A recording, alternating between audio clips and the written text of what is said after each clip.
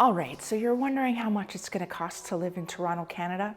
Toronto's known for its cultural diversity, bustling downtown, and beautiful waterfront. But as with any major city, the cost of living in Toronto can be quite high. In this video, I'll be taking a closer look at the cost of living in Toronto and discussing some of the factors that contribute to its high cost.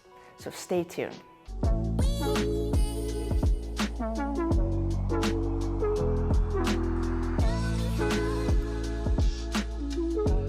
What's up, everybody? This is Sylvia Schmidt, your friendly real estate agent right here in Toronto, Canada.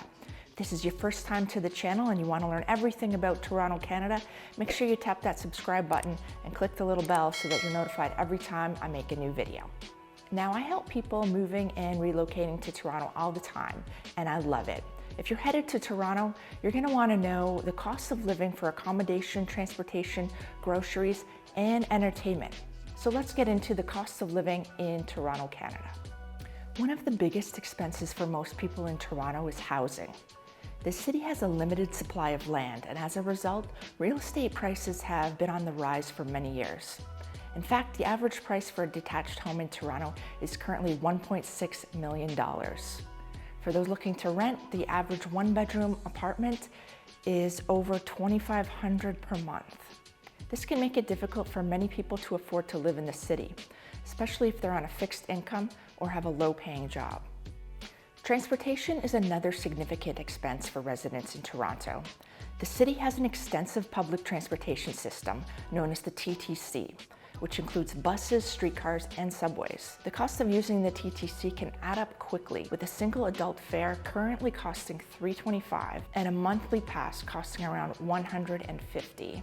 Another option for transportation is using ride-sharing services like Uber or Lyft, which can be convenient but also quite expensive, especially during peak hours or in areas in high demand. For people who prefer to cycle, Toronto has a bike sharing program. Bike Share Toronto allows users to rent bicycles for short trips around the city. Cost of a bike sharing annual membership is around $100 per year. A day pass, $7, and a single ride, $325.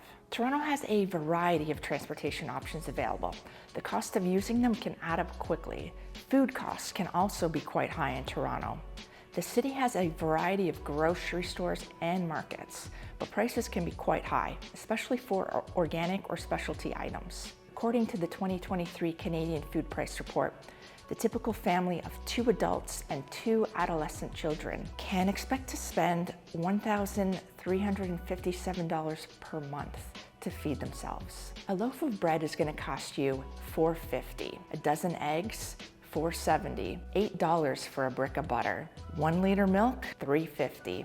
And yes, we also bag our milk here too. Eating out at a mid-range restaurant costs about $50 per person. In addition to housing, transportation, and food costs, entertainment can also be quite expensive in Toronto. The city offers a wide variety of entertainment options, from live music and theater performances to sports games and museums. But the costs of these activities can add up quickly. For example, a ticket to a play or musical at one of Toronto's theaters can cost anywhere from $50 to $100 or more. Tickets to see a concert at one of the city's venues can also be quite expensive, with prices ranging from $50 to $150 or more. Sports fans also have to spend a good amount of money. Raptors basketball courtside seats can cost well over $1,000, but the cheapest Toronto Raptors tickets usually start around $40. As for Toronto Maple Leaf hockey tickets, well, a lot of people can never even afford to see a Maple Leafs game in Toronto. Fans often make the trip to Buffalo for a Leafs Sabre game because tickets are less expensive and more available. Museums and other cultural institutions also charge admission fees, with prices ranging from $15 to $25 or more. The cost to see a movie in Toronto is about $15. However, it's worth noting that there are also many free or low-cost options for entertainment available in the city. For example, Toronto has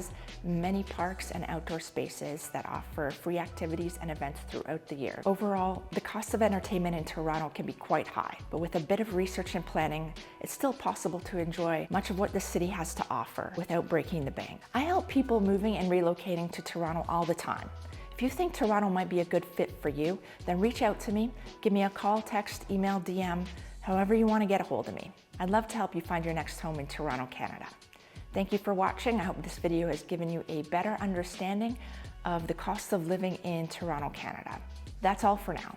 If you enjoyed this video and want to continue to get info on living in Toronto, then don't forget to tap the subscribe button and click the little bell so you're notified every time I do a new video.